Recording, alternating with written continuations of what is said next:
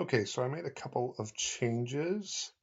Um, what I have done is, you'll see I did it in the services before, but I've added it to the homepage now in the locations.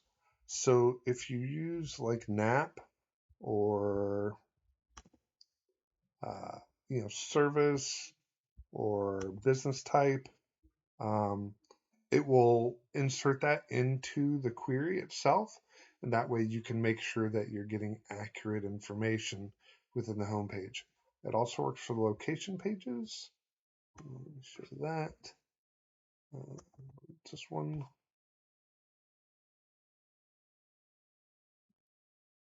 And you can see I'm doing business type plus NAP plus the location itself. Um, so those get created, and they are basically these entries here. Um, the other thing I added was you can manually set the services. So, for instance, roof installation, roof repair, uh, commercial roofing, so on and so forth. So just create a comma separated list of the services that you want, and it won't create them. It'll just use the ones that you do. So if you wanted to be very clear on your services, you can do this. The other thing is you can do the locations. So you're doing a comma separated list, but don't put a comma between the city and state. So put it as city space state. Um, and so then it'll just use those locations.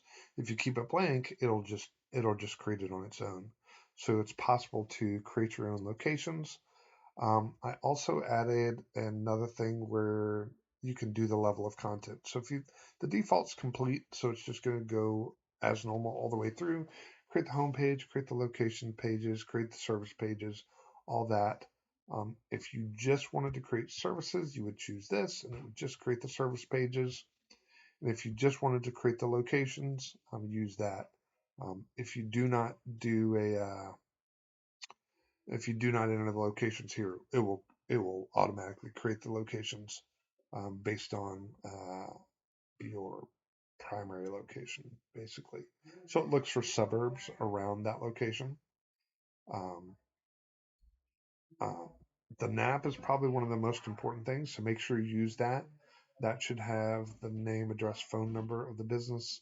Um, you can be a little generic on it. So, for instance, I would put, Zippy Roofing, and Glen Allen, Virginia, 230. So, things like that. Like if I didn't have an address, so you could be a little generic like that, and it'll try to use that information as much as it can.